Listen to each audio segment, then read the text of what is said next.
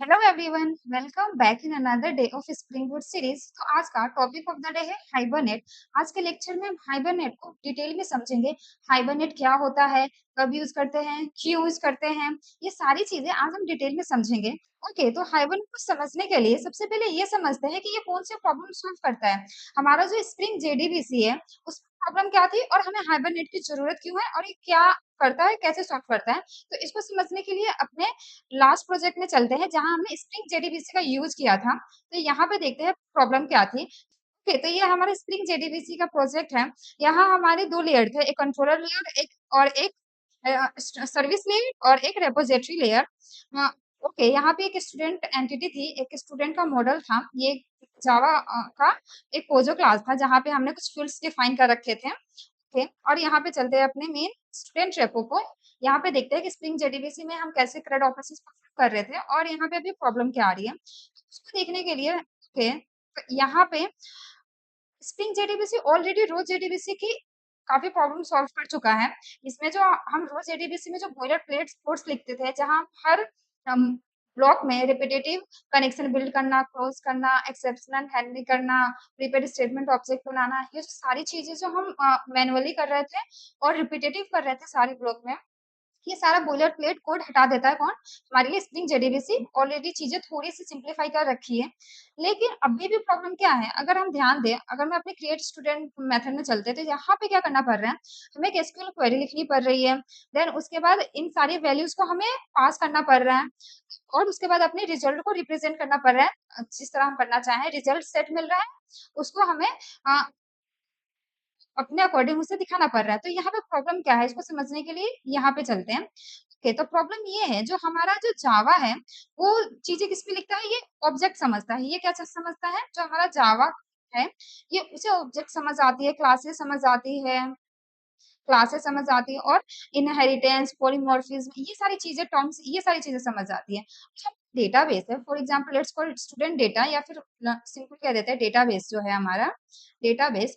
इसे वो कैसी चीजें समझता है, इसे समझ आती है कि रोज क्या होते हैं, कॉलम क्या होता है, टेबल क्या होता है, प्राइमरी की, नल, ये सारी चीजें इससे समझ आती है। तो इन दोनों के बीच प्रॉब्लम क्या है, यहाँ पे मैं दिखाऊं अपने एप्लीकेशन पे चलते हैं वापस से और देखते हैं प्रॉब्लम क्या है। प्रॉब्लम ये है कि मैं ये स्टूडेंट ऑब्जेक्ट है, मैं एक स्टूडेंट को ऑब्जेक्ट में डेटाबेस में सेव करना चाहती हूँ, और जो ये स्टूडेंट के फील्ड्स है, यही सारे फील्ड्स मैं अपने डेटाबेस में भी एज अ कॉलम चाहती हूँ। और हमने ऐसा लिख के रखा है, जो हमारे स्टूडेंट ऑब्जेक्ट में जो फील्ड्स है, यहाँ पे जो फील्ड्स है, यही सारी चीजें, यही सारे फील्ड्स हमारे डेटाबेस में कैसे काम कर रहे हैं, एज अ कॉलम काम कर रहे हैं। अगर यहाँ पे आए तो जो ये हमारे स्टूडेंट ऑब्जेक्ट है, यहाँ पे हमारे टेबल का नाम क्या है, स्टूडेंट है।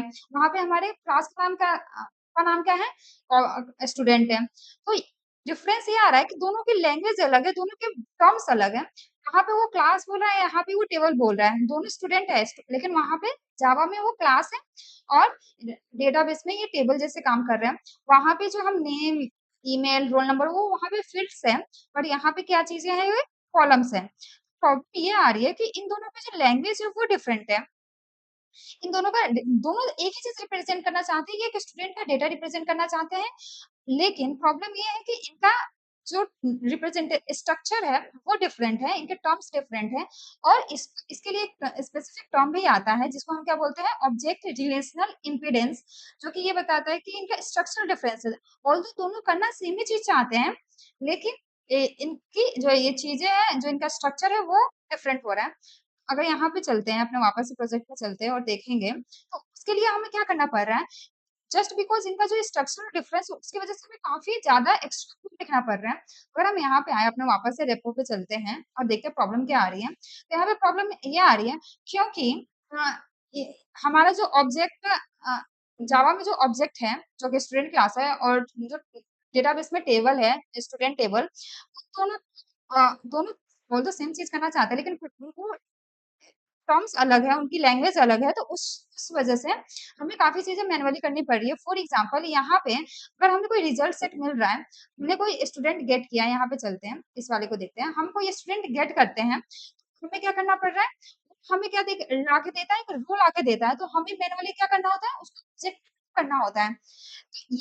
और अगर हम कोई ऑब्जेक्ट देना चाहते हैं स्टूडेंट का, तो वहां पे हमें मैनुअली यहाँ पे ऐसे पास करना होता है कि कौन कौन सी वैल्यूज है, वो डायरेक्ट नहीं समझ पाता है कि इस नेम की जगह पे जो ये हमारे डेटाबेस में नेम जो कॉलम है, वहाँ पे ऑब्जेक्ट का कौन-सा वैल्यू जाना चाहिए।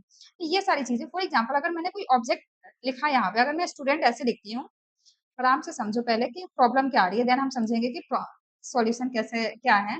तो यहाँ पे अगर मैं कह रही हूँ कि अगर मैं कोई वैल्यू पास करती हूँ, नेम नेम की जगह मैंने निधि ऐसे कुछ करके ईमेल कुछ पास किया, ईमेल और ये कुछ रोल नंबर पास करते हैं, तो वहां पे मैं वैल्यू तो दे रही हूँ, लेकिन प्रॉब्लम क्या आ रही है, यहाँ पे ये क्या है, ऑब्जेक्ट है, और हमारे डेटाबेस में ये सारे कॉलम्स, ये सारे नेम्स क्या है, कॉलम्स के नेम है। तो ये डायरेक्ट ये फिगर आउट नहीं कर पा रहा है कि जो यहाँ पे जो नेम लिखा हुआ है, नेम निधि, ये इस कॉलम में मैप होना चाहता है। तो ये सारी चीजें हमें उसको समझानी पड़ रही है। इसको हटाते हैं। तो यहाँ पे हम इस तरह से नेम की जगह ये वैल्यू पास कर रहे हैं, डायरेक्ट नहीं समझ पा रहा है, हमें अलग से इसे ट्रेस करना पड़ रहा है। अगर अगर मैं यहाँ पे आती हूँ अपने गेट रीड स्टूडेंट पे, हम इस तरह से अपने क्वेरी रन करते हैं, ये हमें क्या रिटर्न करता है, एक रोज रिटर्न करता है, एक रो रिटर्न करता है, और हमारा जावा रो समझता नहीं है, तो उस केस में हमें क्या करना पड़ रहा है, इसे ऑब्जेक्ट में मैप करना पड़ता है। तो इसके लिए हमने अलग से एक स्टूडेंट रो मैपर क्लास बना रखी है, जहाँ पे हम क्या कर रहे हैं, मैप कर रहे हैं। यहाँ पे हम क्या बता रहे हैं कि जो स्टूडेंट जो नेम वाला जो स्टूडेंट के वैल्यूज में क्या पास कर रही हूँ, जो भी हमें रिजल्ट सेट में आई है उसका इस नेम की वैल्यू पास कर दो, मतलब सिंपली हम यहाँ पे मैप कर रहे हैं, वहां के कॉलम का नेम उठा के हम स्टूडेंट में पास करें, स्टूडेंट की वैल्यू कॉलम में पास करें, मतलब अलग से मैप करने की जरूरत पड़ रही है, डायरेक्ट नहीं समझ पा रहे हैं। इनके बीच में स्ट्रक्चरल डिफरेंस आ रहा है, लैंग्वेज डिफरेंस आ रही है, तो ओके, तो ये प्रॉब्लम है। अगर हम कुछ ऐसा इमेजिन करें, इसको अभी स्टोरी के जैसे समझते हैं, तो वापस अपने रिपोजिटरी में आते हैं। फिर मैं कह रही हूँ हमारे पास कुछ ऐसा हो जिससे कि अगर सिर्फ ये बता, क्योंकि अभी हमने देखा कि जो हमारे स्टूडेंट में जो फील्ड्स हैं, स्टूडेंट क्लास में जो फील्ड्स हैं, और जो हमारे टेबल में जो कॉलम्स है वो उनके नेम सेम है, इवन जो हमारे क्लास का नेम और हमारे टेबल का नाम भी सेम है। तो चाहते हैं कुछ ऐसा हो कि ये जस्ट स्टूडेंट को रीड करे, इस स्टूडेंट के क्लास को रीड करे और उसी से खुद को कर ले कि ये जो क्लास है ये टेबल बनना चाहता है, टेबल का नेम बनना चाहता है, और जो फील्ड्स है ऐसे कॉलम लिस्ट होना चाहता है, एज ए कॉलम बनना चाहते हैं। नेक्स्ट टाइम से अगर कोई भी स्टूडेंट को ऑब्जेक्ट पास कर रहे हैं, तो वो खुद खुद उसे फिगर आउट कर ले, जितनी बार मैं स्टूडेंट को ऑब्जेक्ट पास कर रही हूँ, वो यहाँ पे एक नया रो बनता चला जाए। आइडिया समझ आया, सिंपल सा आइडिया है। हम कह रहे हैं कि और दोनों सेम काम करना चाहते हैं। हमारे जावा में जो स्टूडेंट क्लास है, और वो भी वो क्या करना चाहती है, वो अ, किसके जैसे बिहेव कर रही है, एक टेबल जैसे बिहेव कर रही है, वहां का जो क्लास नेम है वो टेबल का नाम बनना चाहता है, फिर से वो कॉलम बनना चाहते हैं। और जितनी बार नए ऑब्जेक्ट पास कर रहे हैं, उतनी बार हम क्या चाहते हैं, हमारे टेबल में एक नया रो क्रिएट होता रहे। उस ये हमारा पूरा आइडिया है, ऐसा कुछ चाहते हैं। अगर ऐसा हो जाता है, कोई हमारे लिए मैपिंग कर देता है, तो इससे बेनिफिट क्या होगा? इससे बेनिफिट ये होगा, वापस से चलते हैं अपने रेपो में और देखते हैं कि ठीक है, सम अभी इमेजिन कर लेते हैं कि ऐसा कुछ होता है जो कि ये हमारे लिए काम कर देता है, ये मैपिंग का काम कर देता है, क्योंकि दोनों ऑलमोस्ट सेम ही चीज़ करना चाहते हैं, तो ये चीज़ें कोई हमारे लिए कर देगा। एक बार मैपिंग हो गई, तो क्या-क्या प्रॉब्लम सॉल्व हो जाएगी? प्रॉब्लम यहाँ पे चलते हैं, क्रिएट स्टूडेंट में। प्रॉब्लम ये सॉल्व हो जाएगी कि हमें फिर एसक्यूएल क्वेरी नहीं लिखनी पड़ेगी। क्यों नहीं लिखनी पड़ेगी? क्योंकि अगर इसको समझ आ रहा है कि जो ये स्टूडेंट है, स्टूडेंट ये जो टेबल है, स्टूडेंट जो ये टेबल है, ये क्या चाहता है, ये इस स्टूडेंट में जाए, और वहाँ पे जो भी वैल्यूज़ है, वो इसमें मैप कर ले खुद ब खुद। अगर उसे एक बार मैपिंग हो गई, तो उसे तो समझ आ रहा होगा ना कि जो ये स्टूडेंट है, ये क्या है, ये यही क्लास है, स्टूडेंट क्लास ही है, और उसमें जो भी फील्ड्स है, ये इनके इस कॉलम में जाना चाहते हैं, तो वहाँ की वैल्यूज आप मैप कर लें, तो फिर एसक्यूएल क्वेरी की नीड क्यों है? यहाँ पे बाकी सारी चीज़ें तो ये एज़ इट इज़ रहने वाली है ना, चाहे आप कोई भी ऑब्जेक्ट के लिए लिखें, वो तो इंसर्ट इनटू मतलब ये जो एसक्यूएल क्वेरी है, ये वाली टर्म तो फिक्स ही है ना, इंसर्ट वैल्यू हर बार हम इंसर्ट लिखेंगे ही, हर बार इनटू लिखेंगे ही, जो वेरिएबल जो चेंज होती है, वो क्या चीज़ चेंज होती है? मैपिंग ही चेंज होती है। हम कभी स्टूडेंट मैप करना चाहते हैं, कभी टीचर टेबल में मैप करना चाहते हैं, कभी ऑर्डर टेबल में मैप करना चाहते हैं, तो बस हमारी मैपिंग चेंज हो रही है, उसकी वजह से हमें क्वेरी लिखनी पड़ती है। अदरवाइज बाकी चीज़ें तो सेम ही रहने वाली हैं। अगर ये मैपिंग कुछ हो जाती है, तो हमें फिर ये भी लिखने की ज़रूरत नहीं है, वो इंटरनली हमारे लिए लिख देगा क्योंकि ये सारे टर्म्स तो सेम रहेंगे। ऐसा तो नहीं होगा कि अगर किस इंसर्ट की क्वेरी तो यही रहने वाली है, बस मैपिंग चेंज होगी। अगर यहाँ पे आते हैं अपडेट में, तो वहां पे भी अपडेट की क्वेरी तो यही रहती है, अपडेट टेबल का नेम सेट ये भी फिक्स रहता है, बस टेबल का नेम चेंज होता है और ये वैल्यू चेंज होती है। अगर इसे पता हो कि ये जो टेबल का नेम है ये कुछ और नहीं, जस्ट ये ऑब्जेक्ट का नेम, ये क्लास का नेम ही है, तो वो उस क्लास में जाके ये सारी मैपिंग कर दें, तो फिर बाकी हमें एसक्यूएल क्वेरी लिखने की नीड ही नहीं पड़ेगी। और ऐसा कुछ चाहते हैं हम, तो इसके लिए ये कैसे होता है, तो इसको यहाँ पे आते हैं और इसको समझते हैं। अभी हमने देखा कि जस्ट ये सारी प्रॉब्लम किसकी वजह से, जो हमें इतने सारे अभी भी कोड लिखने पड़ रहे हैं, जो एसक्यूएल क्वेरी लिखनी पड़ रही है, ये हमें अलग से मैपिंग करनी पड़ रही है, ये इस वजह से करनी पड़ रही है क्योंकि इनका स्ट्रक्चरल डिफरेंस है। ये इसकी लैंग्वेज अलग है, इसकी लैंग्वेज अलग है। इसके लिए इसको अगर कोई मैपिंग कर दे हमारे लिए, बाकी चीजें काफी सॉर्ट आउट हो जाएगी क्योंकि बाकी चीज तो फिक्स ही है। इस केस में यहाँ पे चलते हैं और देखते हैं कि ये कौन सॉल्व करता है। तो यहाँ पे आता है, इस चीज को सॉल्व करने के लिए हमारे पास एक फ्रेमवर्क आता है जिसको बोलते हैं ORM। ORM का फुल फॉर्म क्या होता है? Object relational model. ये ऑब्जेक्ट और मॉडल के बीच में रिलेशन मतलब उनकी मैपिंग करता है। इसको अगर इसका मैं फुल फॉर्म बताऊं, ऑब्जेक्ट रिलेशनल मॉडल, इसको हम ये बोलते हैं। इसका काम क्या है? इसको ऐसे लिख देते हैं, ऑब्जेक्ट रिलेशनल मॉडल।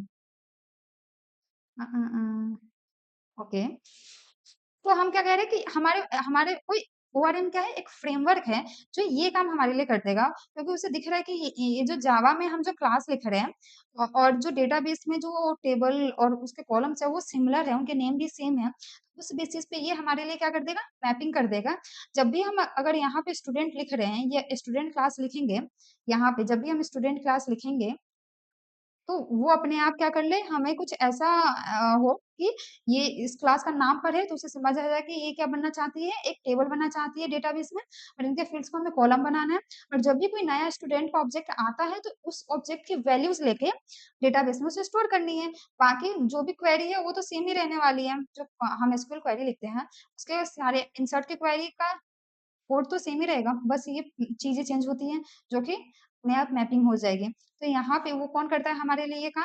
एक ORM मॉडल होता है जो कि इसका ये एक फ्रेमवर्क होता है जो ये मैपिंग का काम करता है। और यही पे आता है हमारा हाइबरनेट। जो हमारा हाइबरनेट होता है वो और कुछ नहीं, यही ORM मॉडल है और कुछ नहीं।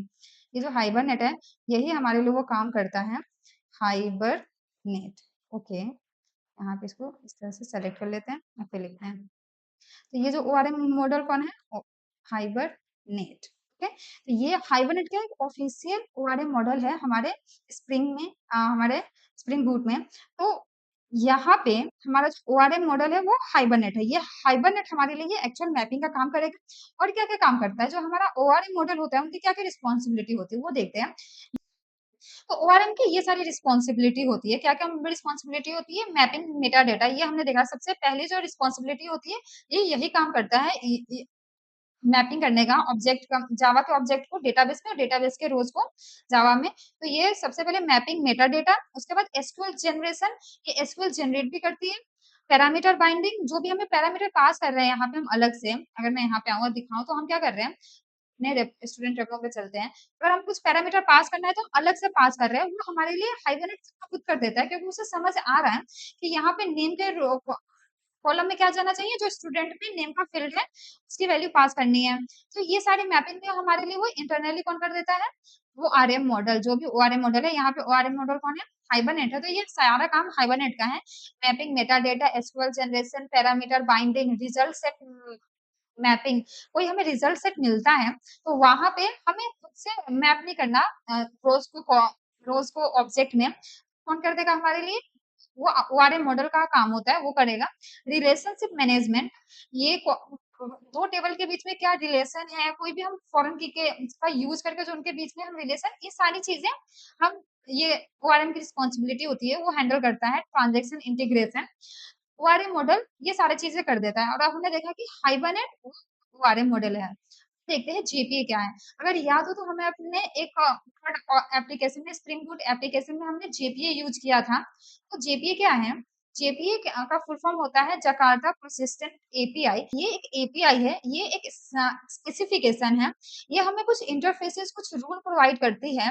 कैसे? ये बताती है कि क्या-क्या चीज़ें करनी है, ये क्या प्रोवाइड बताती है? इसका क्वेश्चन है कि व्हाट टू डू, क्या-क्या करना है? डेटा मैपिंग, मेटाडेटा करना है, एसक्यूएल जनरेशन करना है, पैरामीटर बाइंडिंग, ये जो भी ऊपर वाली चीज़ें हैं, तो यहाँ पे ये क्या बताती है कि इन्हें करना क्या-क्या है? तो ये हमें क्या प्रोवाइड करती है? इंटरफेसेस प्रोवाइड करती है। कुछ कॉन्ट्रैक्ट्स प्रोवाइड करती है। इंटरफेसेस को कॉन्ट्रैक्ट बोलते हैं। कॉन्ट्रैक्ट मतलब क्या होता है? कॉन्ट्रैक्ट मतलब ये होता है, कोई भी क्लास अगर जेपीयू को इम्प्लीमेंट कर रही है, उसको क्या करना है? इन सारे ही इंटरफेसेस को इम्प्लीमेंट करना होगा, इनकी इम्प्लीमेंटेशन प्रोवाइड करनी होगी। जी, जो स्पेसिफिकेशंस होते हैं, ये क्या प्रोवाइड करते हैं? हमें कुछ इंटरफेसेस प्रोवाइड करते हैं। इनका सिंपल क्वेश्चन रहता है कि करना क्या-क्या है? तो सेम जेपीए यहाँ पे वो इन एपीआई है, वो स्पेसिफिकेशन है जो बताती है कि करना क्या है।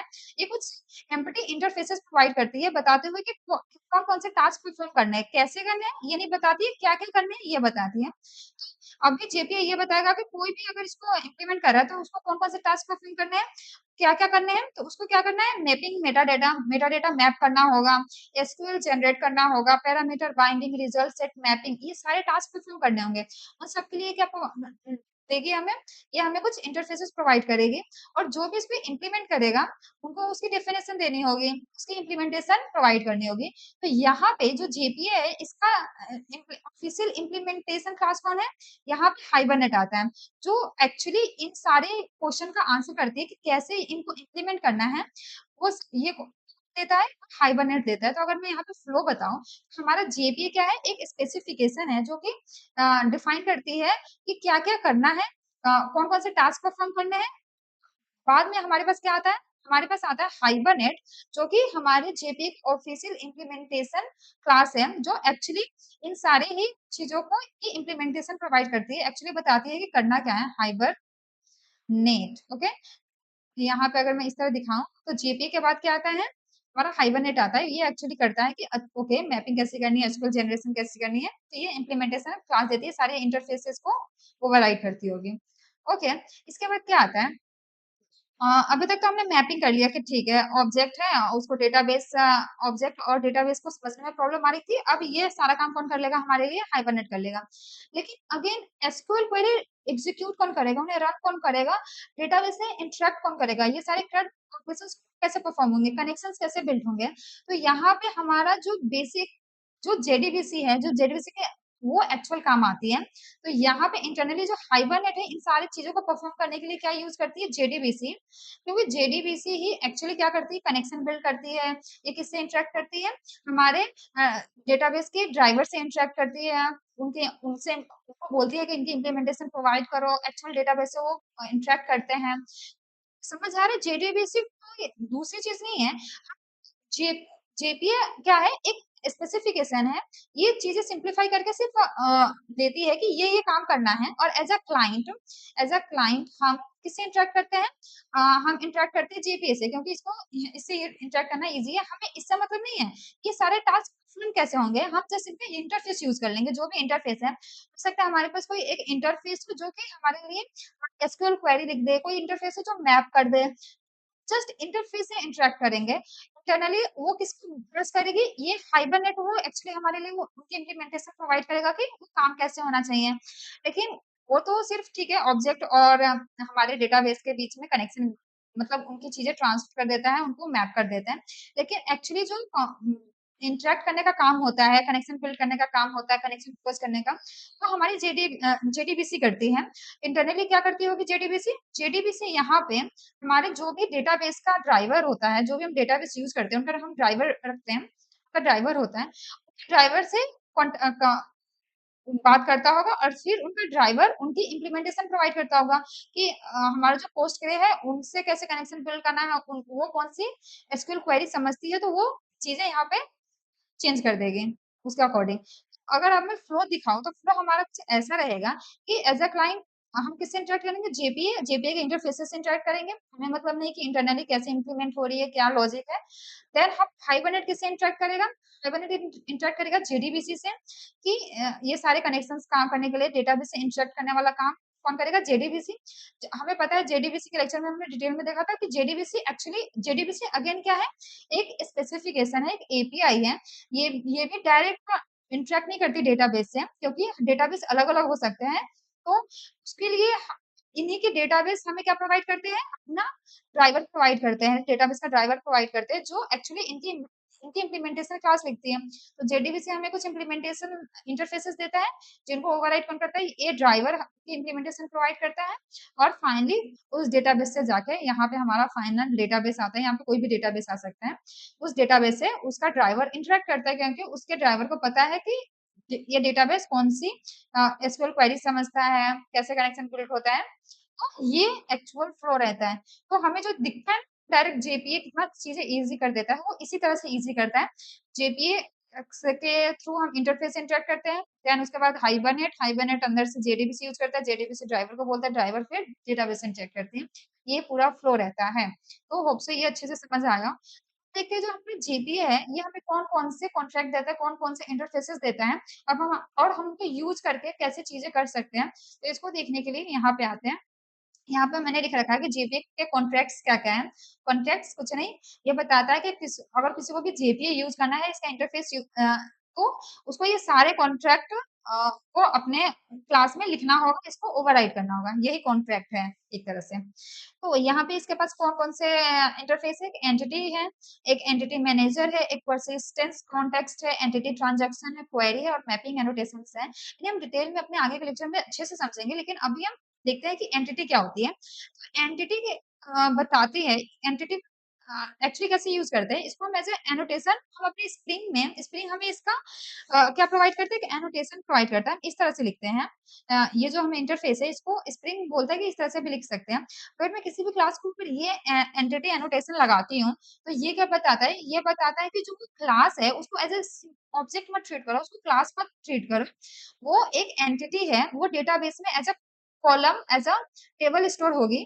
तो ये हमारे जेपीयू को बताता है, ये एंटिटी इस तरह से अगर हम लिखते हैं। तो अगर मैं यहाँ पे आती हूँ वापस से और देखते हैं, तो यहाँ पे अगर मुझे इसको चेंज करना है तो क्या करना होगा, यहाँ पे स्टूडेंट अभी सिंपल एक जावा की वो जो क्लास है, यहाँ पे अगर मैं आके और वो @एंटिटी लिख देती हूँ, ये क्या बताता है, ये जेपीयू को बताता है कि ये एक एंटिटी, ये एक नॉर्मल जावा क्लास नहीं है, ये एक स्पेशल क्लास है, ये एक एंटिटी क्लास है। इसको जेपीएस समझेगा, इसको हाइबरनेट एक्चुअली देखेगा और इसके लिए क्या लिखेगा, इसकी मैपिंग करेगा डेटाबेस से।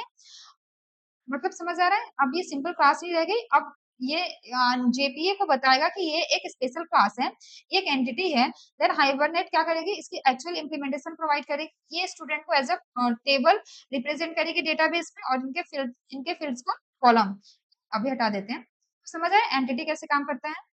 उसी तरह से और भी चीजें देख लेते हैं और देख ओके यहाँ पे आते हैं और देखते हैं एंटिटी मैनेजर क्या बताती है। एंटिटी मैनेजर पे आते हैं, तो एंटिटी मैनेजर एक्चुअल हमारे लिए वो टास्क करती है, करंट ऑपरेशंस परफॉर्म करती है। ये सारे इंटरफेस में एक्चुअली अभी हमने देखा कि हम इंटरनली किसी से इंटरेक्ट नहीं करना चाह रहे हाइबरनेट से कि कैसे इंप्लीमेंटेशन हो रही है, स्टूडेंट कैसे क्रिएट हो रहा है, कैसे डिलीट हो रहा है, वो सारी चीजें नहीं करनी है। हमें डायरेक्ट जेपी के इंटरफेसेस से इंटरेक्ट करनी है, तो उनसे बोलना है कि क्या क्या टास्क करने हैं इंटरनली हमारे लिए या हाइबरनेट कर देगा। अगर मैं मुझे सिर्फ ये बताना है कि मुझे कोई स्टूडेंट क्रिएट करना है, तो मैं इसके उसके उस इंटरफेस से इंटरेक्ट करूंगा, इंटरनली वो मेरे लिए वो सारा काम कर देगा। तो यहाँ पे ये जो हमारा एंटिटी मैनेजर इंटरफेस है, ये जो कॉन्ट्रैक्ट है, ये क्या करता है, हमें कुछ मेथड्स प्रोवाइड करता है, जिसका यूज करके हम अपने CRUD ऑपरेशंस परफॉर्म कर सकते हैं without writing any SQL query. Direct मैं अगर ऐसे लिख देती हूँ, एंटिटी मैनेजर का एक ऑब्जेक्ट बनाओ, ये क्योंकि एक इंटरफेस है, तो इसका अगर मैं ऑब्जेक्ट बनाती हूँ, मुझे नहीं पता इसकी एक्चुअल इंप्लीमेंटेशन क्लास कौन है, डायरेक्ट मैं क्या यूज कर लूँ, परसिस्ट मेथड यूज करूँ और उसमें अपना स्टूडेंट पास कर दूं। ये अपने आप क्या कर लेगा, अंदर से एसक्यूएल क्वेरी लिखेगा, ये स्टूडेंट के जो भी हम डेटा पास करेंगे, स्टूडेंट के अंदर नेम, रोल नंबर, ईमेल, उन सारे ही फील्ड्स को लेकर हमारे लिए पैरामीटर बाइंडिंग भी कर देगा।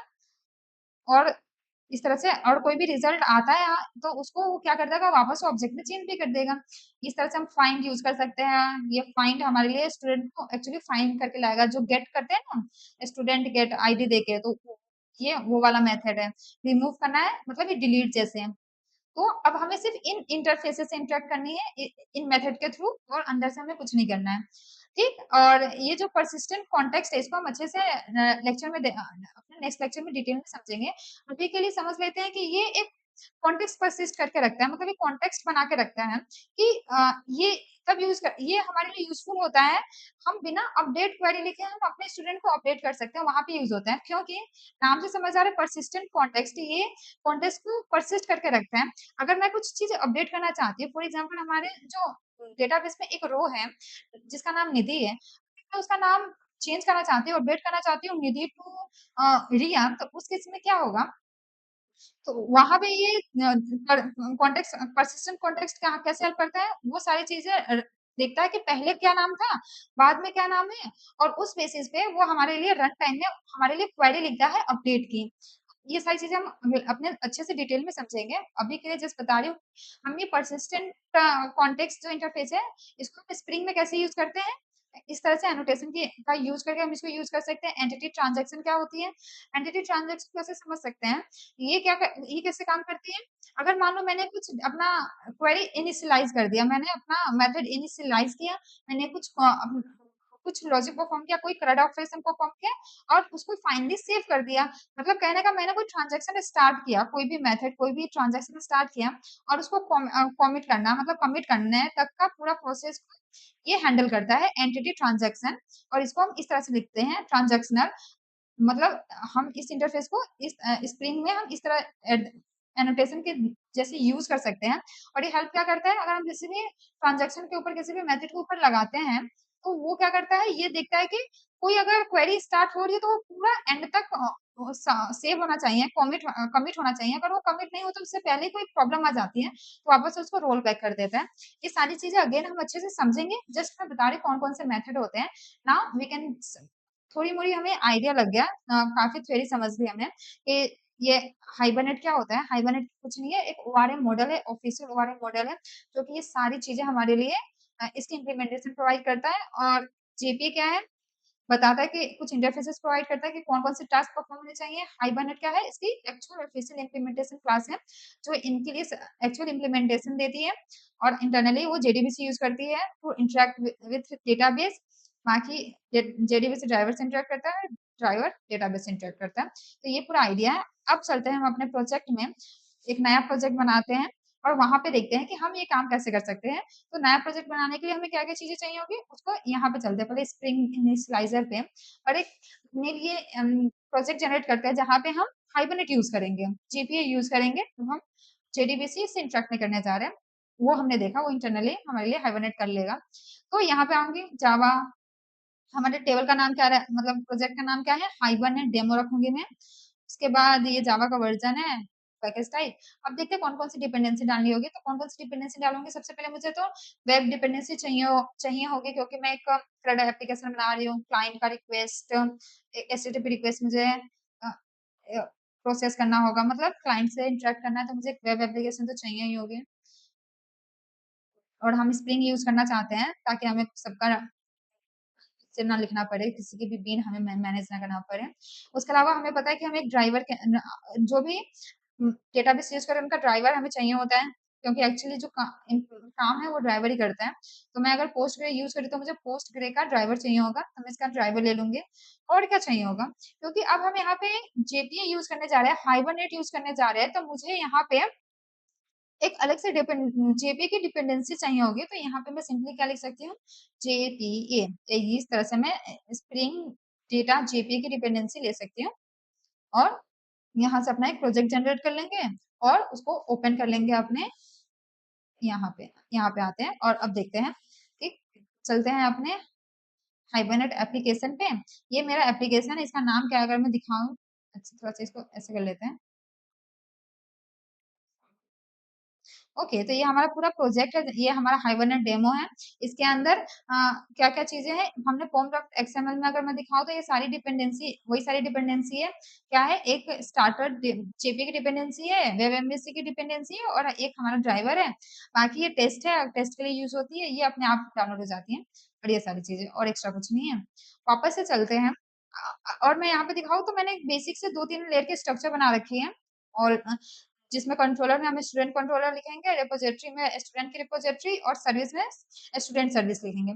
चलते हैं और एंटिटी में एक एंटिटी बना लेते हैं हम, जिसको हम एक्चुअल जिसका हम टेबल क्रिएट करना चाहते हैं और उसकी वैल्यूज हम डेटाबेस में स्टोर करना चाहते हैं। तो यहाँ पे अगेन अपना स्टूडेंट की रिपोजिटरी बना लेते हैं, स्टूडेंट स्टूडेंट स्टूडेंट का एक पोजो क्लास बना लेते हैं। और यहाँ पे मुझे कौन कौन से फील्ड्स चाहिए, सारी वही प्राइवेट, अभी के लिए एक आईडी ले लेते हैं, टीचर लॉन्ग टाइप ले लेते हैं, लॉन्ग आईडी।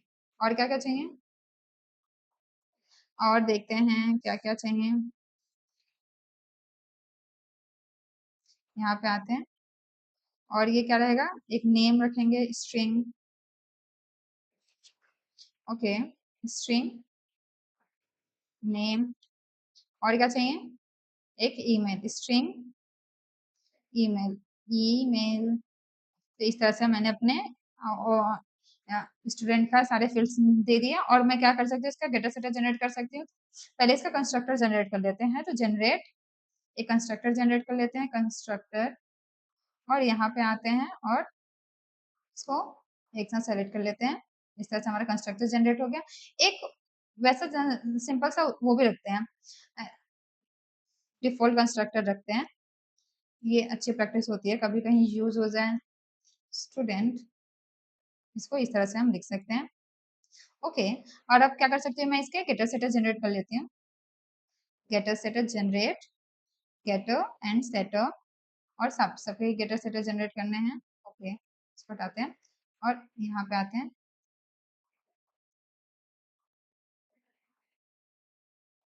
ओके। अब इसको ओके कर लेते हैं, सारे के गेटर सेटर जनरेट हो गए। अब चलते हैं हम अपने रेपो क्लास में, रेपोजिटरी, स्टूडेंट रेपोजिटरी में, और देखते हैं क्या करना है। तो अब यहाँ से हम अपना स्टार्ट करते हैं कि हमें क्या क्या चीजें करनी है।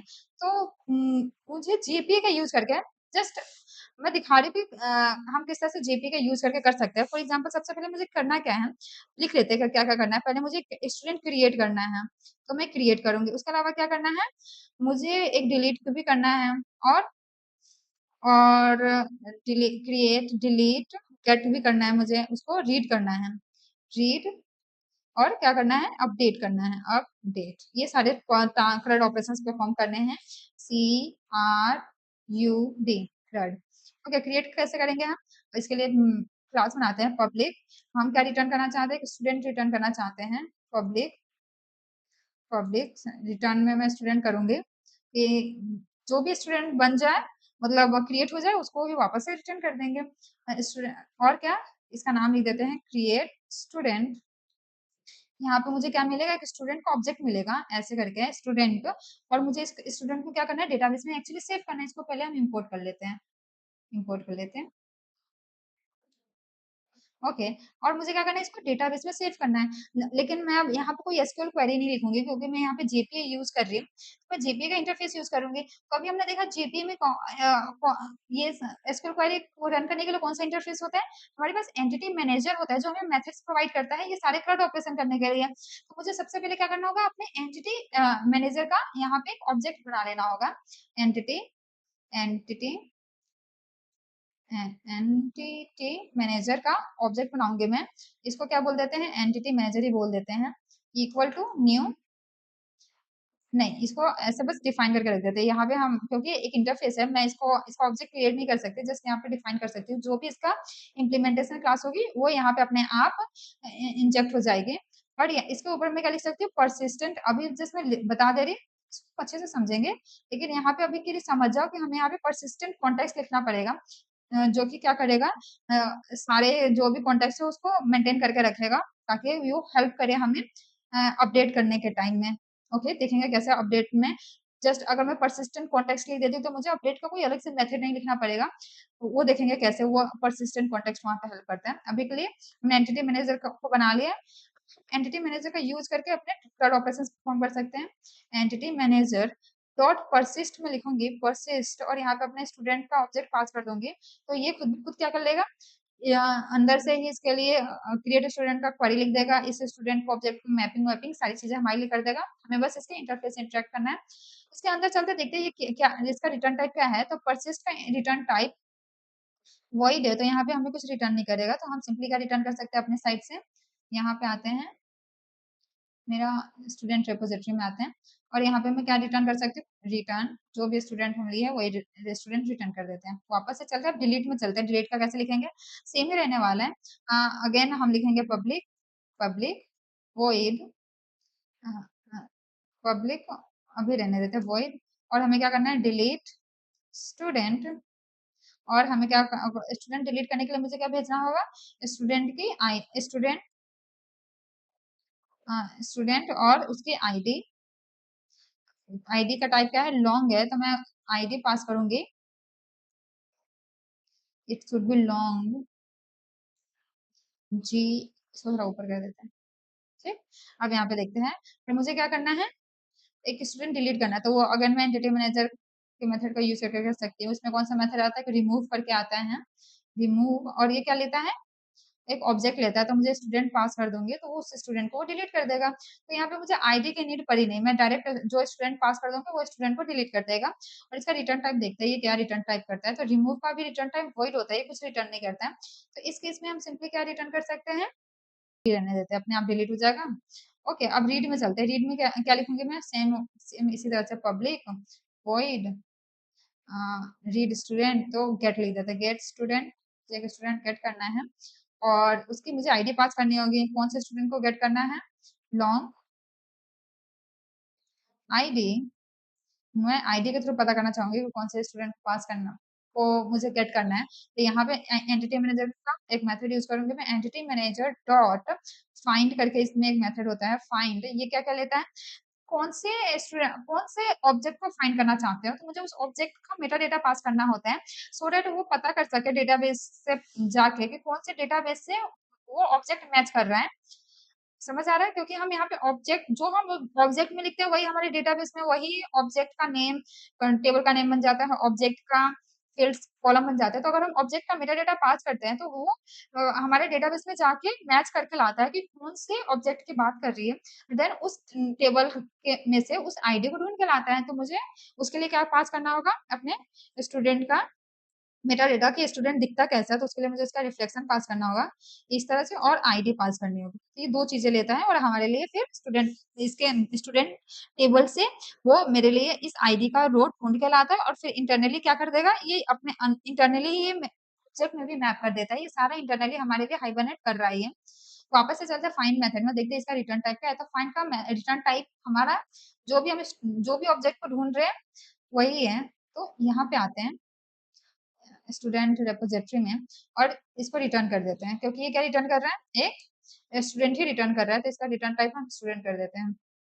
समझ आया कैसे काम कर रहा है ये क्या कर रहा है, ये जा रहा है, हमने स्टूडेंट में फाइंड करने के लिए कैसे जा रहा है, हम उस स्टूडेंट का मेटा डेटा पास करें सो डेट उसे पता चले कि डेटाबेस का टेबल कैसा दिखता होगा, कौन कौन से फील्ड्स होंगे, क्योंकि हमारा जो स्टूडेंट का ऑब्जेक्ट है और डेटाबेस का टेबल है दोनों सेम ही है। ओआरएम मॉडल ने उन दोनों को एक साथ मर्ज कर दिया है, उसको जो हम स्टूडेंट में लिखते हैं वही डेटाबेस में भी लिखते हैं।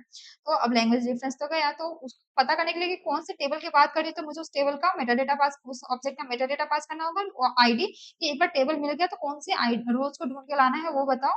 उसके बाद ये मुझे क्या रिटर्न कर देगा, जब वो आएगा तो मेरे लिए एक रिजल्ट सेट आएगा। फर्स्ट हम कुछ रोज फाइंड करते हैं इस तरह से, तो वो हमें क्या ला के देता है, एक रिजल्ट सेट ला के देता है। लेकिन अब हमें उसे मैप करने की जरूरत नहीं है कि एक रिजल्ट सेट को हम ऑब्जेक्ट में मैप करें, ये इंटरनली हमारे लिए कौन कर देगा, हमारा हाइबरनेट कर देगा। समझ आया, तो हमें सिंपली ये ऑब्जेक्ट मिलेगा मैप किया हुआ, मैं डायरेक्ट उसे रिटर्न कर सकती हूँ। और अपडेट, अपडेट के लिए हमें कोई मैथड लिखने की जरूरत नहीं है। यहाँ पे जो हम परसिस्टेंट कॉन्टेक्स्ट है, ये ऑलरेडी क्या कर रहा है, कॉन्टेक्स्ट मेंटेन करके चल रहा है। अब देखेंगे हम अपने सर्विस लेयर पे कि ये कैसे काम करता है, तो इसको देखने के लिए चलते हैं। ये सारा लॉजिक हमारा हो गया रिपोजिटरी लेयर का। हम सिंपली किसे इंटरेक्ट कर रहे हैं, अपने जेपीए के इंटरफेस से इंटरेक्ट कर रहे हैं। एंटिटी मैनेजर के पास जो मेथड्स थे उसके इंटरफेस में जो मेथड्स थे हमें उससे इंटरेक्ट कर रही है। परसिस्ट अब ये कैसे इंटरनली इंसर्ट क्वेरी लिखता होगा स्टूडेंट के लिए, स्टूडेंट कैसे इसके डेटा को कैसे पास करता होगा, ये सारी चीजें ये हाइबरनेट करता होगा डिलीट के लिए भी। और हम यहाँ पे डायरेक्ट इंटरफेस से इंटरेक्ट कर रहे हैं और कुछ नहीं कर रहे हैं। सिंपल। अब चलते हैं अब अपने रिपोजिटरी, और यहाँ पे मैं क्या लिख सकती हूँ, क्योंकि एक रिपोजिटरी क्लास है तो हमें पता है इसके ऊपर हमें, अगर मैं चाहती हूँ कि इसको मुझे खुद से हैंडल ना करना पड़े, इनके ऑब्जेक्ट मैं ना बनाऊं, उनको कॉल मैं ना करूँ, तो मुझे यहाँ पे क्या लिखना होगा, ऐसे करके रिपोजिटरी, ताकि हमारे इस पे इसके बीन्स क्रिएट करें और इनको मैनेज करें, और पता है भी कि एक रिपोजिटरी क्लास है। चलते हैं अपने सर्विस क्लास पे, और यहाँ पे देखते हैं हम क्या क्या कर रहे हैं। तो यहाँ पे हम, यहाँ पे मैंने मेथड के नेम फाइंड आईडी इस तरह से लिखे हैं, तो मुझे यहाँ पे भी अपने मेथड का नाम चेंज कर लेना चाहिए, सो दैट हमें ज्यादा समझ आए।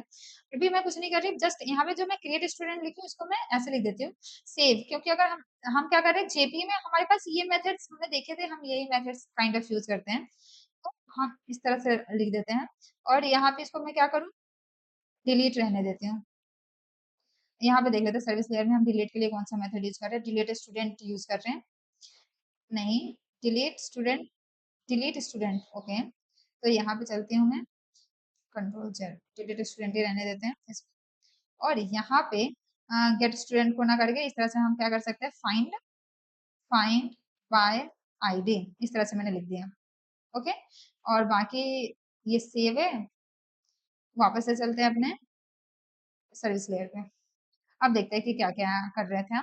तो यहाँ पे मैं क्या कर रही हूँ सर्विस लेयर पे, यहाँ पे सबसे पहले अगर मुझे रेपोजिटरी लेयर के मेथड्स को कॉल करनी है तो मुझे उसको यहाँ पे इंजेक्ट करना होगा, इसकी डिपेंडेंसी इंजेक्ट करनी होगी। तो मैंने यहाँ पे फील्ड इंजेक्शन कर रखा है, ऑटो वायर लगा के फील्ड इंजेक्शन कर लिया, स्टूडेंट रिपोजिटरी को यहाँ पे इंजेक्ट किया है। यहाँ पे मैं क्या कर रही हूँ, क्रिएट स्टूडेंट एक मेथड बना रही हूँ, जिसका इसका नाम क्या है, क्रिएट स्टूडेंट, और ये क्या रिटर्न करता है कि स्टूडेंट रिटर्न करता है। तो यहाँ पे मैं इसको कॉल कर रही हूँ क्रिएट स्टूडेंट, और यहाँ पे एक स्टूडेंट पास कर रही हूँ, और रेपो के सेव मेथड को कॉल कर रही हूँ। यहाँ पे एरर क्यों कर रहा है ये, रिक्वायर्ड टाइप एंटिटी स्टूडेंट और प्रोवाइडेड स्टूडेंट। तो यहाँ पे जो हमारे स्टूडेंट है ये, इसको इसको पहले तो इंपोर्ट कर लेना चाहिए, हमने स्टूडेंट इंपोर्ट कर लिया, ओके। अब देखते हैं क्या कर रही हूँ मैं, यहाँ पे क्रिएट मेथड लिखी हूँ, जो स्टूडेंट क्रिएट करता है वो कैसे क्रिएट करता है, ये डायरेक्ट खुद से क्रिएट नहीं करेगा, ये रिपोजिटरी लेयर पे जाएगा और उसको बोलेगा क्रिएट करना, तो वहां पे उसके सेव मेथड को कॉल कर देगा और ये इंटरनली क्रिएट हो जाएगा। यहाँ पे मैं क्या करी, गेट स्टूडेंट करी, गेट स्टूडेंट को कैसे करूंगी मैं, तो यहाँ पे मैंने एक लॉजिक लिखा है, तो हम आईडी से गेट कर रहे हैं। यहाँ पे अगर मैं अपने रिपोजिटरी पे दिखाऊँ तो हम कैसे स्टूडेंट को गेट कर रहे हैं, यहाँ पे फाइंड बाय आईडी, तो हम एक आईडी के थ्रू उसको गेट कर रहे हैं। फॉर एग्जाम्पल अगर क्लाइंट ने कोई ऐसी आईडी भेज दी तो जो डेटाबेस में एग्जिस्ट ही नहीं करती, तो उस केस को भी हमें हैंडल करना होगा। तो यहाँ पे मैं वही हैंडल कर रही हूँ, पहले मैं चेक कर रही हूँ कि फाइंड बाय आई, यहाँ पे क्या करें, गेट स्टूडेंट, तो मैं चेक कर रही हूँ कि स्टूडेंट मिल रहा है कि नहीं मिल रहा है, अगर स्टूडेंट मिल रहा है, अगर नहीं मिल रहा है तो उस केस में मैं एक एक्सेप्शन थ्रो कर दे रही हूँ, अदरवाइज मैं क्या कर रही हूँ, रिटर्न एज स्टूडेंट रिटर्न कर दे रही हूँ।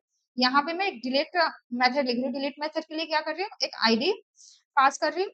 ये कैसे काम करता है, पहले हम एक स्टूडेंट को डिलीट करना चाहते हैं, तो ये हम कैसे डिलीट करेंगे, क्लाइंट हमें आईडी भेजेगा कि इस आईडी को डिलीट कर दो स्टूडेंट टेबल में से, तो मैं क्या करूंगी, पहले जाऊंगी और चेक करूंगी ये आईडी नाम की टेबल रो एग्जिस्ट करता है कि नहीं करता है, अगर करता होगा तो मैं उसको लेके आऊंगी, यहाँ पे स्टूडेंट में मुझे वो स्टूडेंट मिल जाएगी जिसको हमें डिलीट करना है, और उसको चेक करूंगी, अगर वो स्टूडेंट एग्जिस्ट करती होगी, नहीं करती होगी तो मैं तो वहीं से रिटर्न कर दूंगी कि इस आईडी का कोई स्टूडेंट है नहीं, तो हम उसे डिलीट नहीं कर सकते। अदरवाइज मैं उसको रेपो में जाऊंगी, डिलीट मेथड को कॉल कर दूंगी, तो वो क्या करेगा, एक स्टूडेंट लेगा, जो भी हम स्टूडेंट लेके आए हैं उस स्टूडेंट को लेगा और उसको डिलीट कर देगा डेटाबेस से, और हम रिटर्न कर सकते हैं स्टूडेंट डिलीटेड सक्सेसफुली। तो यहाँ पे हमारा अपने मेन पे आते हैं, अपडेट स्टूडेंट पे। अब यहाँ पे हम अपडेट स्टूडेंट कैसे कर रहे हैं, हमने अपने डेटाबेस में अपडेट स्टूडेंट का कोई भी मेथड नहीं लिखा है, लेकिन हम फिर भी कैसे डेटाबेस से उसको अपडेट कर लेंगे, उसको यहाँ पे देखते हैं। उसको देखने के लिए मैं क्या कर रही हूँ, यहाँ पे स्टूडेंट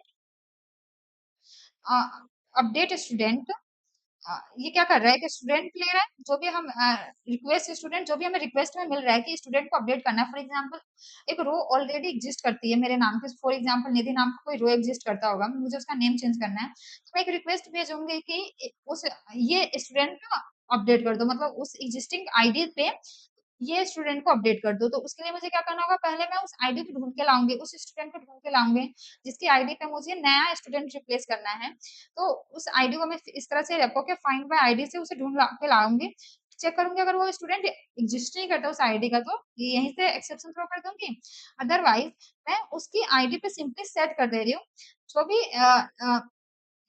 रो में जो नेम नाम का कॉलम है, उसके उस नेम पे क्या सेव कर दे रही हूँ मैं, जो रिक्वेस्ट में जो वैल्यू आई है नेम की, वो नेम सिंपल सेव कर दे रही हूँ। तो एस डॉट सेट नेम पे मैं क्या कर दे रही हूँ, नेम सेट कर दे रही हूँ। एस डॉट ईमेल पे मैं ईमेल सेट कर दे रही हूँ, और आईडी तो सेम ही रहने वाली है। तो यहाँ पे हम इस तरह से अपडेट कर दे रहे हैं, और डायरेक्ट फिर मैं उस स्टूडेंट को यहाँ से रिटर्न कर दूंगी, ताकि पता चल जाए हम कौन से स्टूडेंट को रिटर्न कर रहे हैं। तो यहाँ पे मैं कोई डायरेक्ट डेटाबेस से इंटरेक्ट नहीं कर रही, फिर भी मैंने कोई रेपोजिटरी लेयर में कोई भी इसका मेथड नहीं बनाया, फिर भी हम कैसे कर पा रहे हैं, वही हमारे परसिस्टेंट कॉन्टेक्स्ट की वजह से, क्योंकि वही कॉन्टेक्स्ट मेंटेन करके चलती है। किसी एक आईडी का अभी क्या क्या वैल्यूज है, उस आईडी के लिए उस रोज में कौन कौन सी वैल्यूज हैं, और आफ्टर चेंजिंग कौन कौन सी वैल्यूज हैं, जो अगर कुछ भी चेंज आता है तो वो हमारे लिए क्या कर देता है, हमारे लिए अगेन क्वेरी, इसको अपडेट क्वेरी हमारे लिए लिख देगा, हाइबरनेट। तो इस तरह से ये काम करता है। देखते हैं एरर कहाँ पे आ रही है। एरर यहाँ पे आ रही है, इसको मुझे इंपोर्ट करना होगा, स्टूडेंट इंपोर्ट क्लास, और सारी एरर चली गई। ठीक, तो वापस से चलते हैं। ये पूरा समझ आ रहा है। अगर मैं कंट्रोलर लेयर पे आऊँ, तो कंट्रोलर लेयर वही सेम ही है, कुछ खास नहीं कर रहे हैं। सबके लिए एक पोस्ट मैपिंग बना रहे हैं जो कि सर्विस लेयर को कॉल कर रही है, गेट मैपिंग सर्विस लेयर। तो ये आइडिया तो सेम ही है। अब हमें एक चीज और लास्ट चीज करनी है इसको रन करने से पहले। इसके लिए हमें अपने एप्लीकेशन प्रॉपर्टीज में जाकर वो सारे कॉन्फ़िगरेशन चीजें तो लिखनी ही पड़ेगी, क्योंकि ऑफ कोर्स हम डेटाबेस से अगर इंटरेक्ट करना चाहते हैं, कनेक्शन बिल्ड करना चाहते हैं, हम नहीं कर रहे, लेकिन इंटरनली जेडीबी से तो हमारे लिए वो काम करेगी ना। उसके लिए हमें वो सारी कॉन्फ़िगरेशन चीजें लिखनी है, जो हम हर बार लिखते हैं। पहले तो हमें ये ऐसा लिखना होगा, स्प्रिंग डेटा सोर्स यूआरएल, अपना यूआरएल पास करना होगा, ये बताना होगा कि हम किस ड्राइवर कौन सा है हमारा, डेटाबेस ड्राइवर कौन सा है, मशीन कहाँ पे है, उसके पोर्ट नंबर क्या है, और कौन से डेटाबेस से कनेक्शन बिल्ड करना है। ये सारी चीजें हम यहाँ पे पास कर देंगे, ये हमारे लिए कनेक्शन बिल्ड करके ला देगा इंटरनली। अब और क्या चीजें करनी है, क्योंकि अब हमें आप हाइबरनेट यूज करने जा रहे हैं, तो यहाँ पे मैं एक ये चीज लिखनी पड़ेगी। क्या चीज है ये, स्प्रिंग जेपीए, इसको मैं थोड़ा जूम कर देती हूँ। क्या लिख रहे हैं हम, spring JPA hibernate DDL auto. इसके बारे में मैंने अपने जेपी क्लास में ऑलरेडी बता रखा है, लेकिन एक बार और समझ लेते हैं। यहाँ पे हम क्या कर रहे थे, डीडीएल ऑटो ये क्या काम कर रहा है, हाई डीडीएल का मतलब क्या होता है, डेटा डेफिनेशन लैंग्वेज। या इसको यहाँ पे हम क्या क्या वैल्यू पास कर सकते हैं, अपडेट, क्रिएट, ऑटो क्रिएट, ये सारे चीजें पास कर सकते हैं। अब इनका मतलब समझते हैं। मैं यहाँ पे क्रिएट लिखती हूँ, अगर मैं यहाँ पे क्या लिखती हूँ, क्रिएट लिखती हूँ, अपडेट ना लिख के क्रिएट लिखती हूँ, तो ये क्या बता रहा है। पहले तो समझ लो डीडीएल मतलब क्या होता है। डीडीएल मतलब होता है डेटा डेफिनेशन लैंग्वेज, ये स्कीमा से रिलेटेड है कि हमारा स्कीमा कैसा दिखना चाहिए। अगर मैं आप क्रिएट लिखती हूँ डीडीएल ऑटो में, इसका मतलब है कि जितनी बार मेरा एप्लीकेशन रन करे, उतनी नया स्कीमा बनाओ, उतनी बार नया टेबल का स्कीमा बनाओ। हर बार नया टेबल बनेगा और नए नए कॉलम बनेंगे, और हमारे जितने भी प्रीवियस वैल्यूज होंगे, प्रीवियस रोज होंगे उस डेटा में, वो सारे हट जाएंगे, और हर बार नया टेबल क्रिएट होगा। तो क्रिएट का मतलब ये होता है। अपडेट लिखती हूँ, अपडेट ये सिर्फ स्कीमा से रिलेटेड है। अगर क्रिएट लिखी हूँ तो हर बार नया स्कीमा बनेगा, तो प्रीवियस वाला तो सारे डेटा लॉस हो जाएंगे। अपडेट लिखती हूँ तो ये क्या करता है, ये बस ये स्कीमा मैच करता है कि प्रीवियस जो पहले जो स्कीमा थी और जो अभी स्कीमा है, उनमें अगर कुछ भी चेंजेस आए हैं तो वो ऐड कर देगा, उन्हें डिलीट नहीं, कुछ वापस से नया टेबल क्रिएट नहीं करेगा, और प्रीवियस डेटा को हटाएगा नहीं, जस्ट उसमें वो वो चीजें ऐड कर देगा। फॉर एग्जाम्पल अभी के लिए स्टार्टिंग के एग्जाम्पल ले लेते हैं। अभी हमारे डेटाबेस में स्टूडेंट नाम का टेबल एग्जिस्ट नहीं करता होगा, ये मैच करेगा कि क्या इस डेटाबेस में ऐसा कोई स्कीमा है, नहीं है, तो हमारे लिए अब क्रिएट कर देगा, मतलब एक नया टेबल बना देगा। लेकिन एक बार बन गया, जब मैं नेक्स्ट टाइम अपना एप्लीकेशन रन करूंगी और बाकी सारे और कोई भी स्कीमा में चेंज नहीं कर रही हूँ, अभी भी वही सारे कॉलम है, कोई भी एक्स्ट्रा कॉलम मैंने ऐड नहीं किया, कुछ भी एक्स्ट्रा नया स्कीमा से रिलेटेड चेंजेस नहीं किए, उस केस में हमारा नया टेबल क्रिएट नहीं होगा, उसी टेबल में चीजें ऐड होती चली जाएंगी। लेकिन अगर मैं बाद में एक नया रो ऐड कर देती हूँ, टेबल क्रिएट होने के बाद एक नया रो ऐड करती हूँ, तो वो प्रीवियस स्कीमा और करंट स्कीमा में मैच करता है, और चेंजेस होते हैं तो जस्ट उसको अपडेट कर देता है। बस इतना ही है। क्रिएट हो गया, अपडेट हो गया, उसके बाद ऑटो क्रिएट, वैलिडेट हो गया, एक वैलिडेट नाम का चीज होता है। हम यहाँ पे नन भी लिख सकते हैं, क्या लिख सकते हैं, नन। नन लिखने का मतलब ये होता है कि तुम कोई भी स्कीमा क्रिएट मत करो, हम अपने आप कर लेंगे, तुम्हें कुछ करने की जरूरत नहीं है। मतलब तुम, हाँ मतलब हम जेपीयू को ये कह रहे हैं कि तुम हाइबरनेट को कह रहे कि इसके लिए कोई इम्प्लीमेंटेशन प्रोवाइड मत करो, हम मैनुअली अपना टेबल स्कीमा क्रिएट करेंगे। ओके, स्कीमा की बात कर रही हूँ मैं। अगर मैं यहाँ पे वैलिडेट लिख देती हूँ, वैलिडेट, तो ये जस्ट वैलिडेट करेगा कि हमारा जो डेटाबेस में जो टेबल का डिजाइन है, जो टेबल में कॉलम है और जो हमारे ऑब्जेक्ट का जो डिजाइन है वो सेम है कि नहीं है, मतलब दोनों कंपेटेबल है कि नहीं है। ऐसा नहीं होना चाहिए कि हमारे स्टूडेंट एंटिटी क्लास में जो हमारा स्टूडेंट है, कहाँ गया स्टूडेंट हमारा, ये स्टूडेंट कहाँ चला गया, ये रहा, ये स्टूडेंट है। इसमें जो फील्ड्स हैं वो सारे फील्ड्स हमारे डेटाबेस में भी होने चाहिए। ऐसा नहीं कि इसमें कुछ और फील्ड्स है और हमारे डेटाबेस में हमारे टेबल में कोई और कॉलम्स हैं। तो ये चीजें वैलिडेट करने का काम करती हैं। अगर दोनों के स्कीमा में डिफरेंस हुआ तो क्या कर लेगा, यहाँ पे एरर आ जाता है हमें। तो हम सबसे सिंपली क्या यूज करते हैं, अपडेट, डेवलपमेंट के टाइम में, क्योंकि ये इजी है, बार बार हमारे नया टेबल क्रिएट नहीं करती, हमारे प्रीवियस रोज को ड्रॉप नहीं करती। तो अपडेट जहाँ हम ज्यादा अच्छे से यूज करते हैं। लेकिन एक रियल एप्लीकेशन में हम अपडेट भी इस तरह से हम स्कीमास को अपडेट नहीं करते, क्रिएट नहीं करते हैं, वहां पे हम अलग से फ्रेमवर्क यूज करते हैं, अलग लाइब्रेरी यूज करते हैं उसके लिए। लेकिन अभी डेवलपमेंट के लिए ये ऐसे ही यूज करते हैं। यहाँ पे एक फील्ड मैंने और ऐड कर रखी है, इसका नाम क्या है, स्प्रिंग जेपीएसओ एसक्यूएल। ये सिंपली क्या बोलता है, क्योंकि हमें पता है हम एसक्यूएल क्वेरी नहीं लिख रहे हैं, लेकिन इंटरनली वो एसक्यूएल क्वेरी कौन लिखेगा हमारे लिए, हाइबरनेट लिखेगा। जस्ट हम ये बोल रहे इससे कि तुम जो भी एसक्यूएल क्वेरी लिखो हमें भी दिखाओ हमारे कंसोल पे, ताकि हमें भी पता चले कि कौन सी क्वेरी लिख रहे हो। अगर किसी को देखना है कि कौन सी क्वेरी रन हो रही है, तो उसके लिए है ये स्प्रिंग जेपीएस सो एसक्यूएल, तो हमें एसक्यूएल क्वेरी दिखाएगा। और ये वाला जो लाइन है ये क्या कर रहा है, ये जस्ट उसको पूरे अच्छे फॉर्मेट में दिखाओ। अगर एसक्यूएल अगर हम डायरेक्ट ये लिखेंगे और ये नहीं लिखेंगे ये वाली लाइन, तो ये डायरेक्ट हमें एक रो में अनस्ट्रक्चर्ड एसक्यूएल क्वेरी बस दिखा देगी, जो कि समझ नहीं आएगा। तो यहाँ पे यही बोल रहे हैं कि उसको थोड़ा फॉर्मेट करके दिखाओ, फॉर्मेट एसक्यूएल, जो भी एसक्यूएल क्वेरी लिख रही है उसको अच्छे से फॉर्मेट करो ताकि वो रीडेबल हो, हम अच्छे से समझ पाए।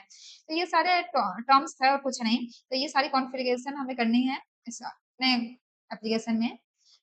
ये तो इम्पोर्टेंट है कनेक्शन बिल्ड करने के लिए, ये बताने के लिए कि हमारा स्कीमा के साथ क्या होना चाहिए, बार बार क्रिएट होना चाहिए, अपडेट होना चाहिए, हम स्कीमा टाइप कैसे, मतलब कैसे स्कीमा से इंटरेक्ट करना चाहते हैं।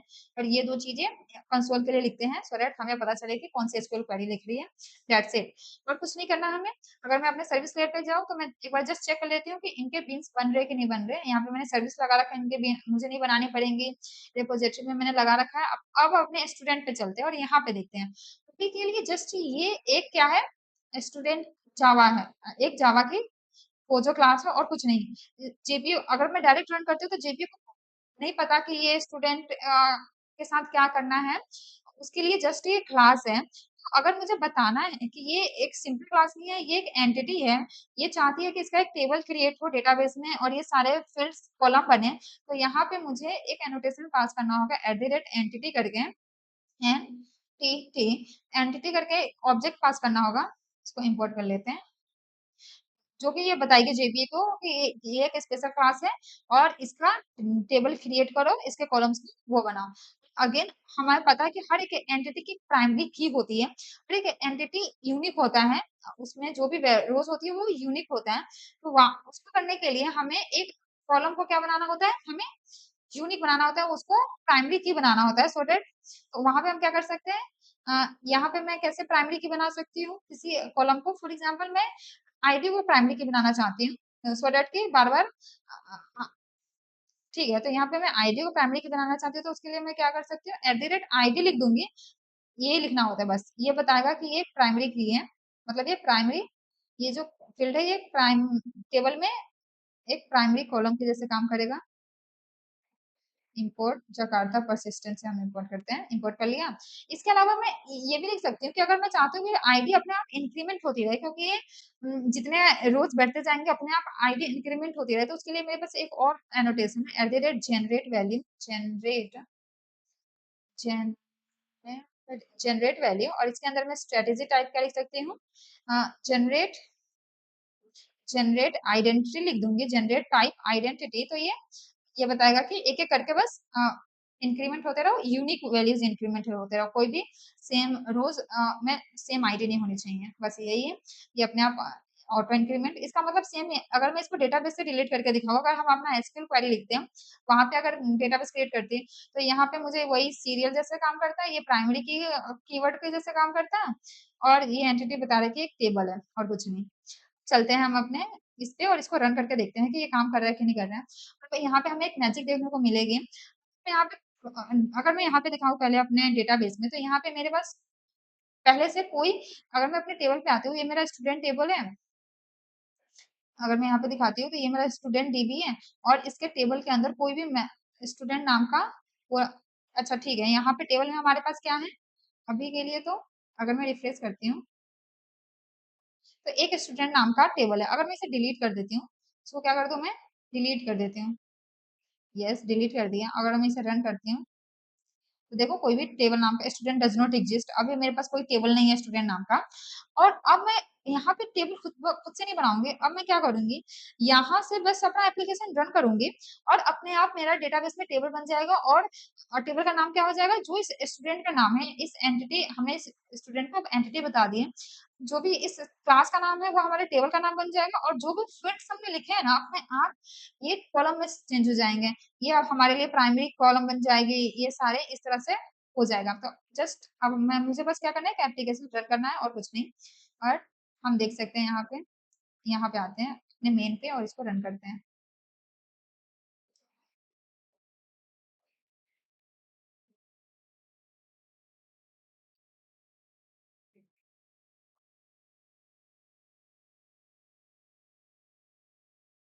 एक एरर आ रहा है। एरर क्या आ रहा है, 8080 ऑलरेडी यूज। ओके, तो हम यहाँ पे ऑलरेडी इसे यूज कर रहे हैं। मुझे पहले यहाँ से क्लोज करना होगा।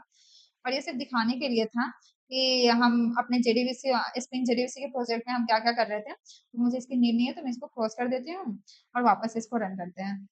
क्योंकि ऑफ कोर्स वो पहला वाला एप्लीकेशन रन हो रखा था, इसलिए एरर कर रहा था। ओके, अब देखो यहाँ पे Tom carry started at port 8080, तो ये स्टार्ट हो गया। जैसे ये स्टार्ट हुआ होगा, हमारा टेबल क्रिएट हो गया होगा। अब मैं अपने टेबल पे चलूँ और इसको मैं अगर रिफ्रेश करूँ, तो यहाँ पे मेरा वापस से स्टूडेंट टेबल बन गया। और मैं इसको रन करूंगी, मेरा देखो आईडी यहाँ पे दिख रहा है। आईडी क्या है, प्राइमरी की है, बिग इंट, क्योंकि हम लॉन्ग यूज कर रहे हैं तो बिग इंट ये प्राइमरी की है। ईमेल का वर्कर मतलब साइज बाय डिफॉल्ट 255 होता है, तो वो वही रहने दिया। अभी देखा हमने कि किस तरह से जेपीए ये इंटरनली सारा काम कर दे रहा है। ओके, वापस से चलते हैं अपने एप्लीकेशन पे। तो अभी तक हमें समझ आ गया कि जेपीए इंटरनली कैसे काम करती है, हाइबरनेट को यूज करती है। हाइबरनेट कैसे है, वो सारे इंप्लीमेंटेशन लिखता होगा, फिर जेडीबीसी से इंटरेक्ट करता होगा। और यहाँ पे जो हमारा हाइबरनेट है वो ओआरएम मॉडल है। ओआरएम मॉडल मतलब ऑब्जेक्ट रिलेशनल मॉडल। ये हमारे लिए ऑब्जेक्ट और हमारे रिलेशन, जो कि टेबल डेटाबेस को कहते हैं, उनको कैसे मैप करता है। क्योंकि आइडिया बस सिंपल सा था, क्योंकि हमें पता है कि जो हमारे स्टूडेंट क्लास का जो ऑब्जेक्ट है और जो हमारा डेटाबेस का टेबल है, वो दोनों सेम काम करना चाहते हैं। वो उनका आइडिया सेम है। यहाँ पे ये किसको रिप्रेजेंट करती है, ये एक डेटाबेस के रो को रिप्रेजेंट करती थी, इनके फील्ड्स कॉलम को। और जो भी वैल्यू हम जितने बार नया स्टूडेंट बनाते थे, वो एक नए रो में ऐड हो जाती थी। और सिमिलरली हमारा जो डेटाबेस था, वहां पे जो टेबल नेम था वो सेम स्टूडेंट नाम का ही होता था, कॉलम्स सिमिलर ही होते थे। कुछ ऐसा चाहिए था जो उसको जस्ट समझे और मैप कर दे, जस्ट ये स्टूडेंट को पढ़े और इसी के बेसिस पे उसके लिए टेबल क्रिएट कर दे और इनके फील्ड को कॉलम बना दे। तो यही काम हमारा ओआरएम मॉडल करता है। ये एक फ्रेमवर्क है। और इसका, और स्प्रिंग जो ऑफिशियल ओआरएम मॉडल यूज करती है, वो हमारा हाइबरनेट है। और जेपी क्या है, जेपी एक स्पेसिफिकेशन है जो कि बहुत सारे मेथड्स इंटरफेसेस प्रोवाइड करती है, बताती है कि क्या क्या करना है। एक ओआरएम मॉडल को क्या क्या चीजें करनी चाहिए, मैपिंग करने का, एसक्यूएल क्वेरी रन करने का, रिजल्ट सेट मैप करने का, कैशिंग का, ये सारी चीजें एक ओआरएम को करना चाहिए। और हाइबरनेट एक्चुअली उसको इम्प्लीमेंट करता है।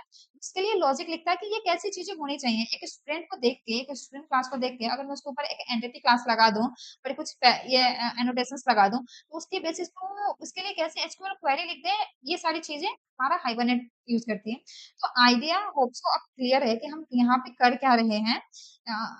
यहाँ पे हम सिंपली दोनों को, दोनों एक ही चीज टास्क परफॉर्म करना चाहते थे। हम बस उनको ओआरएम मॉडल के थ्रू, ओआरएम मॉडल उनको अपने आप इंटरनली हैंडल कर ले रहा है। हम उसको अलग से हैंडल हमें नहीं करना पड़ रहा है। ये आइडिया था, अब हम नेक्स्ट नेक्स्ट लेक्चर में समझेंगे कि और ये अभी तो हमने बस सिंपल सा करके देखा कि इस तरह से हम अपना सिंपल सा टेबल बना सकते हैं। लेकिन एक डेटाबेस में हम काफ़ी कॉम्प्लिकेटेड टेबल बना सकते हैं। अभी तो इस हाँ, यहाँ पे हम क्या कर रहे हैं सिंपल डायरेक्ट जो हमारा यहाँ पे नेम है, वही कॉलम में से पास हो जा रहा है, जो ईमेल है वो कॉलम में पास हो जा रहा है। लेकिन अगर मैं चाहती हूँ कि इनका नेम थोड़ा डिफरेंट हो, इनका लेंथ पे मैं कंट्रोल कर सकूँ कि बाय डिफ़ॉल्ट वाला 255 वाला ना जाए, मैं कोई अपना लेंथ पास करूँ। उसके अलावा इसको यूनिक अगर मुझे किसी को यूनिक बनाना है तो मैं यूनिक बनाऊँ, बहुत सारे फ़ील्ड्स ऐड करूँ, डिफरेंट मतलब जॉइन का यूज़ करके डिफरेंट टेबल को मर्ज करूँ, जॉइन करूँ। ये सारी चीज़ें हम यहाँ डायरेक्ट अपने जावा में परफ़ॉर्म कर सकते हैं। जेपीई के थ्रू वो सारे काम हम कर सकते हैं without writing any SQL query, just using just these annotations. वो सारी चीज़ें हम अपने नेक्स्ट क्लास में देखेंगे कि हम डिटेल में एंटिटी को पढ़ेंगे कि एंटिटी से हम क्या-क्या चीज़ें कर सकते हैं। मुझे अगर टेबल का नाम यहाँ पे स्टूडेंट है तो डायरेक्ट ये क्या कर दे रही है, अगर हम कुछ पास नहीं करें तो बाय डिफ़ॉल्ट हमारे टेबल का नाम भी स्टूडेंट लिख दे रही है। हमारे कॉलम का नाम भी नेम, ईमेल अगर मैं दिखाऊँ यहाँ पे तो वही सारे जो भी हमारे उनके नेम है वही एज़ इट इज़ पास कर दे रही है। लेकिन मैं यहाँ पे चाहती हूँ कि ये ऐसे ना दिखें, ये कुछ ऐसे दिखें। फॉर एग्ज़ाम्पल मैं अपने नेम के ऐसे चाहती हूँ कि स्टूडेंट स्टूडेंट का नेम है ये स्टूडेंट और हम ज़्यादातर अपने एसक्यूएल में किस तरह से लिखते हैं हम अंडरस्कोर का यूज़ ज़्यादा करते हैं। ऐसा कॉलम का नेम चाहते हैं, ज़्यादा रीडेबल भी लगे, student name, student email, ID इस तरह से कॉलम टेबल का नाम को चेंज करना चाहती हूँ। तो मैं यहाँ से कैसे कर सकती हूँ वो सारी चीज़ें? अगेन अगर मेरे पास एक डिफरेंट टेबल है तो उसके साथ मैं कैसे जॉइन हो सकती हूँ? और भी बहुत सारी चीज़ें हैं। ये सारी चीज़ें अब हम अपने नेक्स्ट लेक्चर में डिटेल में समझेंगे। ओके, तो आज के लिए इतना ही। Thank you for watching.